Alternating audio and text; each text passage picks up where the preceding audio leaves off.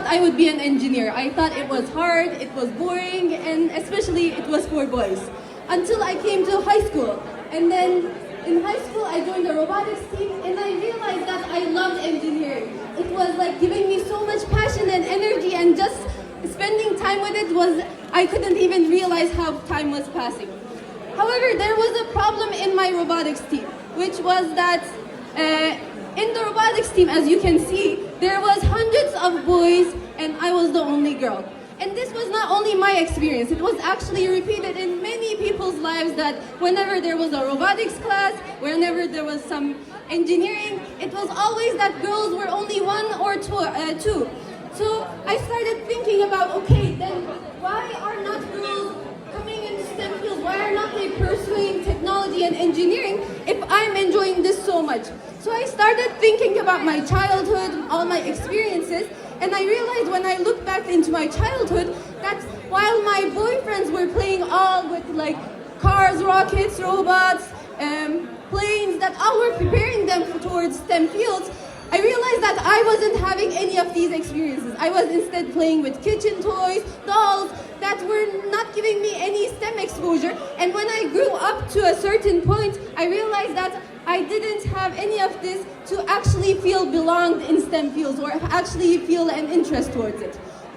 So therefore, I started Pink Stream, an organization to educate and empower young women in STEAM, which stands for Science, Technology, Robotics, Engineering, Arts, and Math.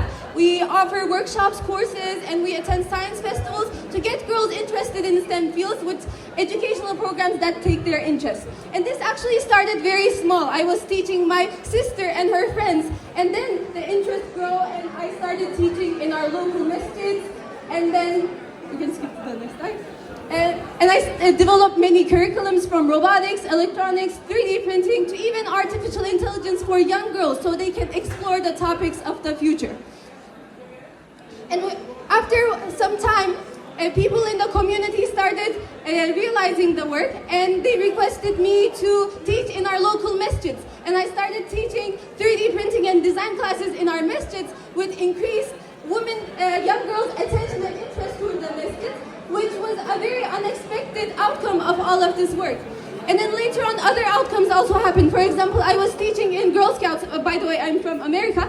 And then in the Girl Scouts, when we were teaching, some of the girls said, "Oh, why are you wearing this? Like, what is the purpose behind it?" So it actually became a source of dawah for us to tell them also about Islam and have Muslim women representation.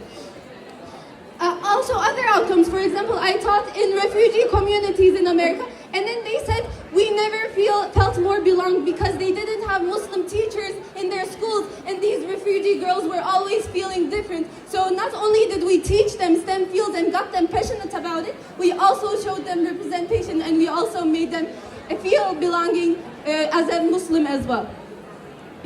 Also, I started teaching in Turkey later on, 2 years ago, and then we started teaching in Syrian community, Syrian refugees in Istanbul and Ankara, and also, next slide please, also in Çanakkale, in disadvantaged communities. This is from our artificial intelligence programs.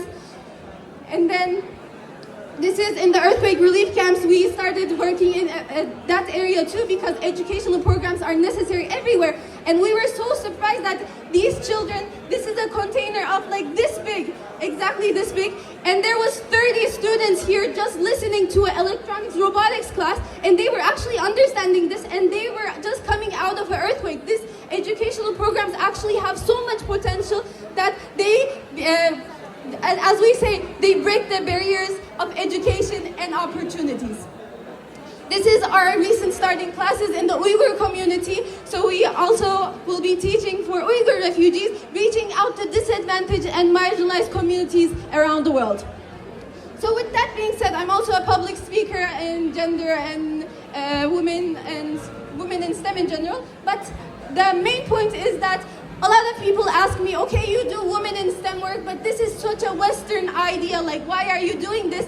And I challenge that. I say this is not a Western idea. It's actually very much part of our own lives. And I will give an example that's kind of breaking the barriers, but it's okay, it's part of the conference now.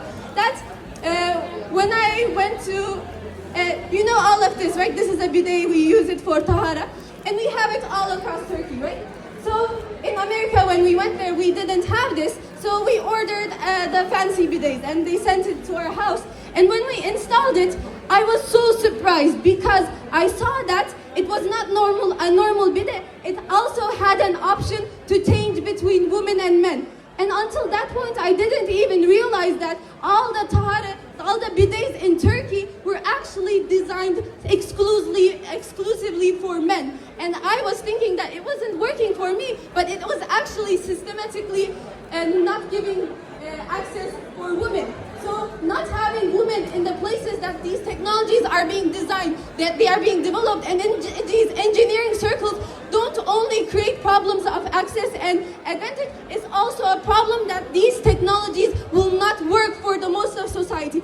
And when we have technologies that only, even a simple thing like a bidet, if this is not working for half of the population, and maybe even more when we add children to it, what happens when we design, for example, virtual reality headsets? They work only for men. Or when we design artificial intelligence programs, they only work for men. So we need to systematically break these boundaries that exclusively make men advantage with technologies and bring more women into STEM fields. And a fun fact is that I hope after now, whenever you use a bidet, you remember me. It's not the best place to remember me, but it's okay. Thank you so much.